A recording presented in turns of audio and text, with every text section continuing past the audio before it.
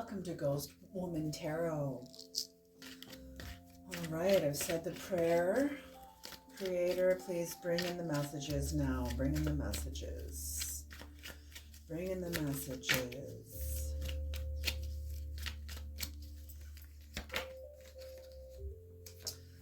Ooh, abandoned. Somebody's gone through some sort of abandonment or has had to abandon something or someone. Anima. This is the feminine aspect of the human psyche. So some sort of emotional, feminine aspect of a person. Maybe someone's had to abandon their feminine, become more masculine, abandon the anima, maybe the feminine. Maybe there was a sense of powerlessness to it. Maybe somebody felt powerless. There's some sort of agony. Somebody's going through some kind of agony. You know, no matter what you go through, there is an incredible sense of gentleness from you, about you, in you, around you. Whoever you are, you have had to endure. You've had to endure the level of darkness, the level of, oh God, there we are, darkness, archetypal night.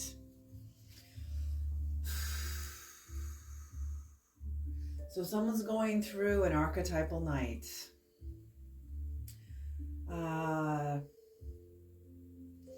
Very hard energy, you guys. Very hard energy. Yes, yes, yes. Because you are a prophet.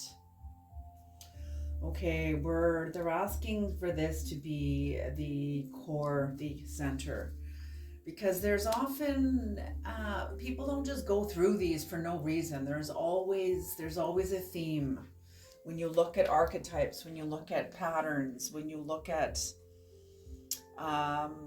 systems of energy, there's always a reason behind it. There's always reasons, not just one reason. There's like a myriad of reasons. Whatever it is, it's like you're being immersed into the darkness so that you can develop the eyes to see in the dark. You know, that's what a shaman is. They can see in the dark. They've had to develop the eyes to see in the dark. They had to be trained for it. The Page of Wands. Okay, so abandoned. So yeah, I'm feeling like something that you wanted to go toward.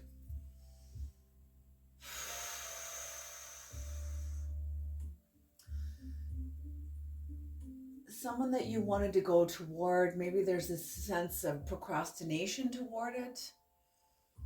There's some sort of conflict around it. There's a conflict around it. Something that you wanted to go toward, something within yourself you wanted to explore, that you've had to abandon. It's not time yet. It's not time yet.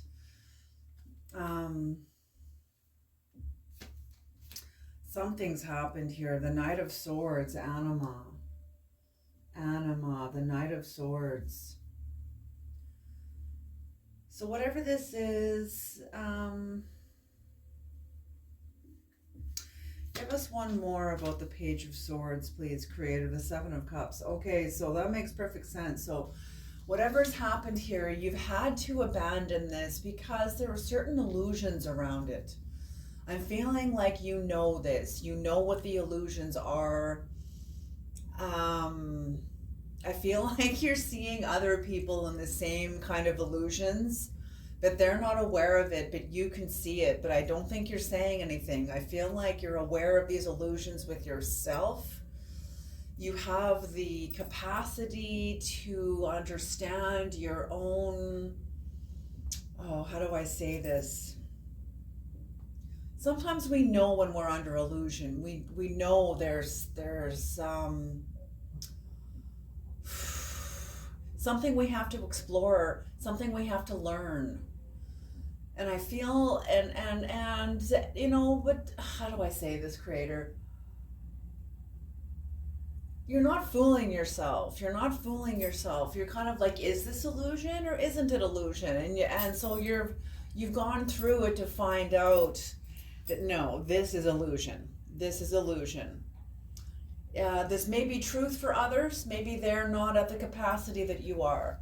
You know, maybe they don't have the capacity because, you know, the fact that you're a prophet, you're holding very, very difficult energies, as a prophet has to. Prophets don't it's okay, let me explain about a prophet here. Prophets do not see the future. They only understand the future and can prophesy the future because they know the past. It's the past they understand. And when you know where you're coming from, you know where you're going. You know where your energies will end up. You have a very good idea of where your sphere of focus will end up. They just said this sphere of destiny. That's interesting. The sphere of destiny. That's interesting. I'm feeling like it transcends space and time. It transcends space and time. It is like some sort of a lance cutting through space and time, landing you, bringing you where you need to be. And that's kind of what you've done here. It's kind of what you're doing here, the Knight of Swords. It's like your words is the spear of destiny. The words you hold, the spirit behind your words, that's what packs the punch. That's what brings the impact. Otherwise, words are just sounds. It's the spirit in them. It's the meaning behind them. It's the meaning you breathe into them. What is powerlessness? Queen of Wands. Yes, okay. So whatever this area was that you've had to abandon because there's no room for your Queen of Wands in it, that it's like the Queen of Wands in you was made powerless. That's what I mean. You have a certain level of power, a certain level of clairvoyance, clear sight that the people around you don't necessarily have. I feel like there's people around you that have gone into the area that you've had to pull out from, that you've had to abandon. For now, I don't know if this is permanent abandonment, but it is for now. You've had to leave it for now.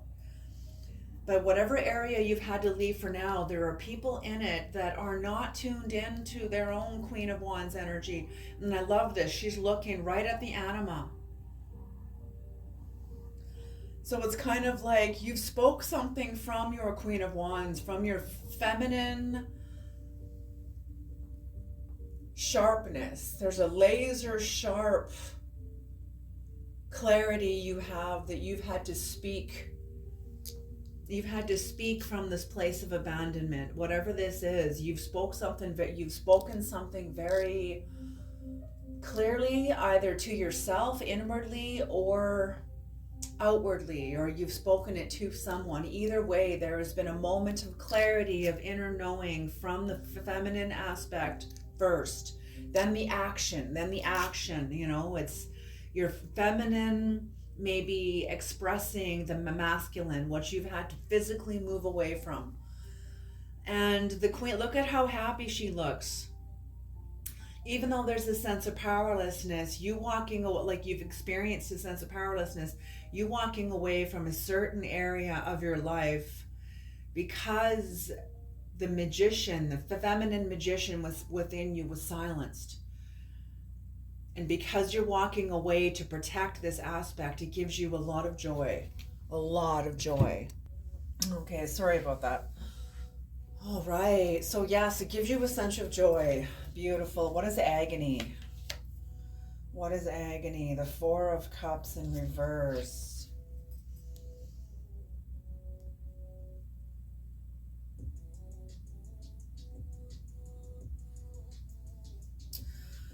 there was a kind of like bittersweetness to this. It was kind of agonizing.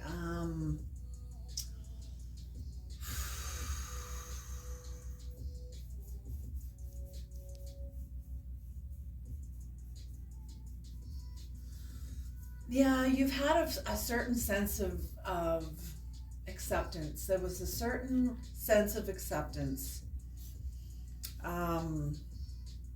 Knowing what you've had to step away from, knowing what it was going to cost you ultimately in the end.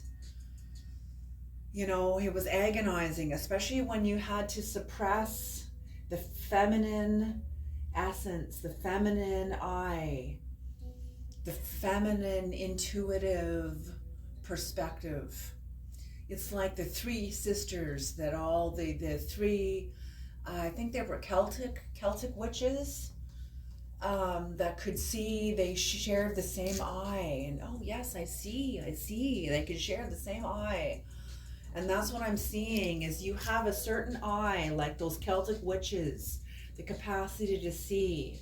Like you're one of the witches, you're one of the seers, you're one of the teachers, one of the blessed ones from the Creator.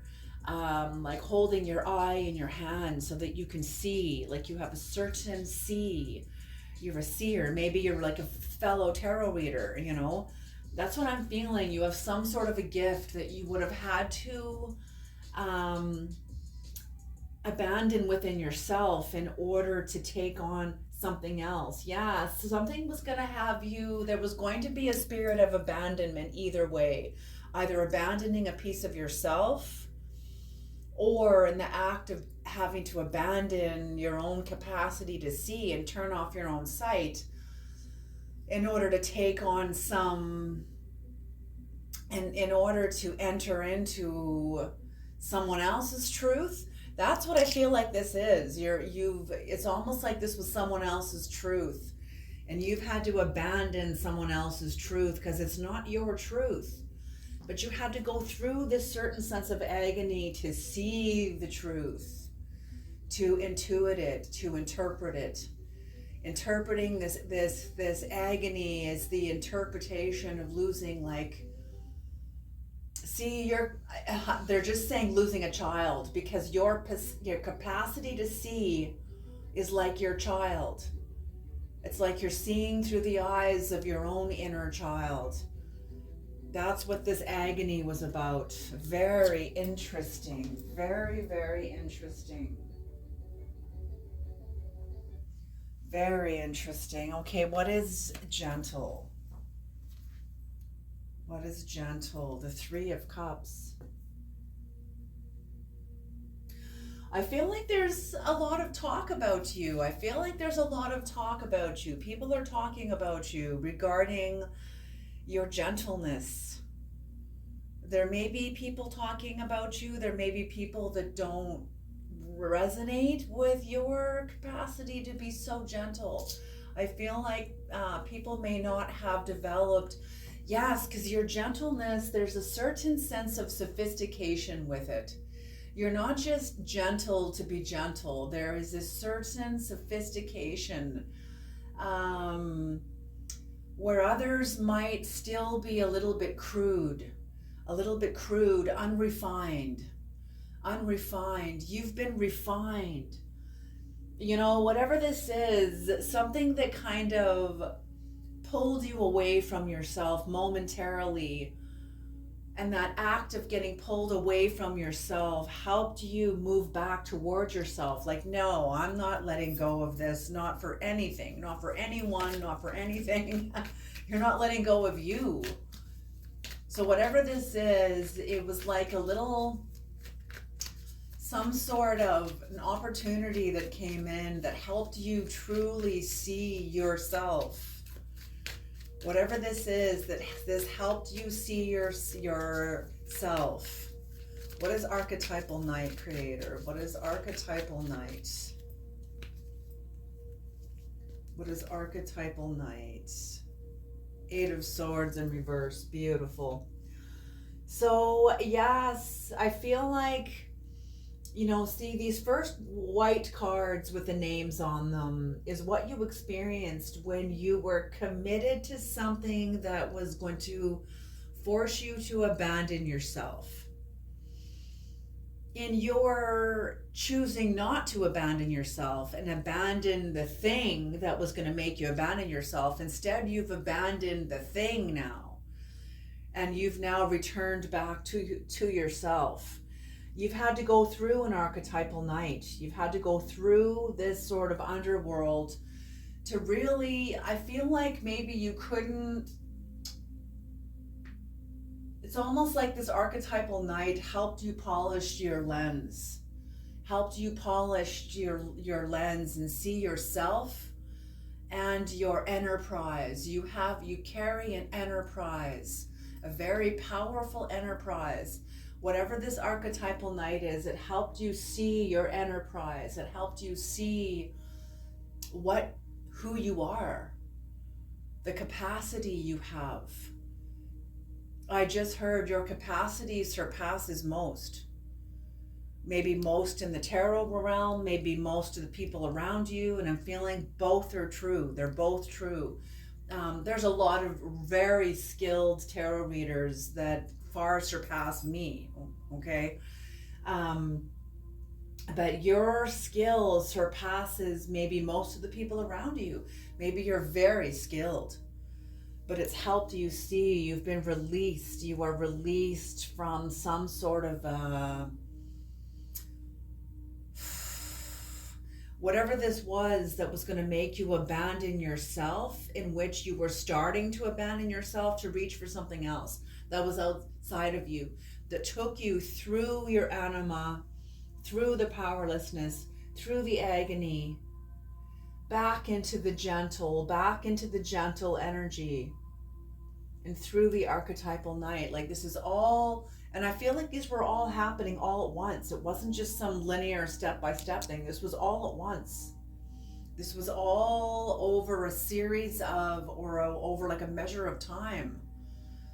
Could have been a year, could have been 2 years, could have been 6 months, could have been, but it's a measure of time where you felt this energy, but you also, this energy also helped you release yourself back to yourself. And that is absolutely beautiful, absolutely beautiful. Okay, can we have a Native American oracle card, please, to tie this energy off? A Native American oracle card, please.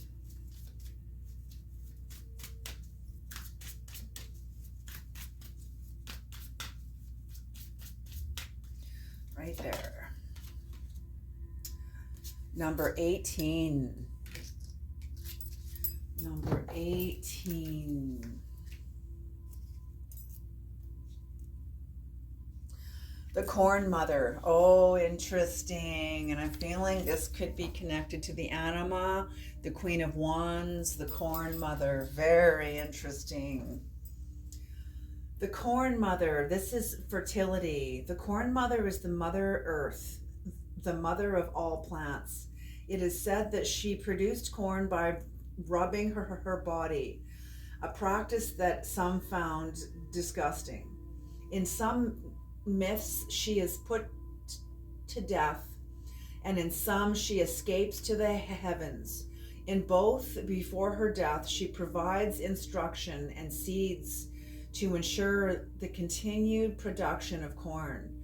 She is, of course, associated with corn, which provides for strength and continuity of humans. The Corn Mother is often shown with a sleeping child in her arms, or a labyrinth. Her partner, this sun sky god, is depicted by a cross. Where is the cross? What's the cross?